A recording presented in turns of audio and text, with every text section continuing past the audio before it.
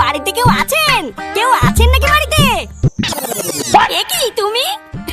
এই মানে দেখতে আসলাম তোমরা বাড়িতে ঠিকঠাক পৌঁছালে কিনা। তোমরা এই গ্রামে নতুন থাকতে এসেছো, তাই গ্রামের ছেলে হিসেবে আমার থেকে দায়িত্ব আছে নাকি?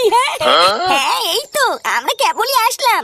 তখন আমার মায়ের কথায় তুমি কিছু মনে করো না, বুঝলা? আসলে আমার মা একটু ওইরকমই। এ মা, না না, আমি কিছু মনে করিনি।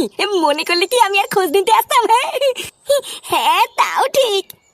দেখেছো বাড়া সেই থেকে বাইরে দাঁড়িয়ে কথা বলছি, একবারে ভিতরেও ডাকলে না। হ্যাঁ এ মা, ছি আমি একদম ভুলে গেছি। আসো আসো ভিতরে আসো।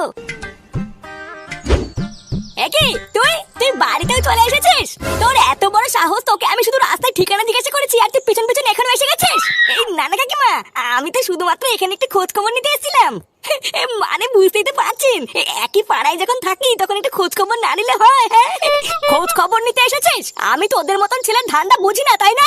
যেই দেখেছিস বাইরে থেকে দুটো মেয়ে একটা বাড়িতে থাকতে এসেছে আর অমনি ধান্দা মারছিস? এই নানা কাকিমা, আপনি ভুল বুঝছেন, আমি এখানে কোনো ধান্দায় আসিনি। আবার মুখে মুখে কথা বলছিস। এই তোর বাবার নাম কি রে? তুই কি এখনই এখান থেকে বেরোবি নাকি আমি পাড়ার লোক ডেকে মার খাবো? এই গান মেরেছে রে, এই তো দেখতে চোদন খাওয়া কল করছে। মা তুমি কি বলছো? ও কিন্তু ওইরকম না। এই তুই চুপ কর, খুব সাহস হয়ে গেছে তোর, তাই না?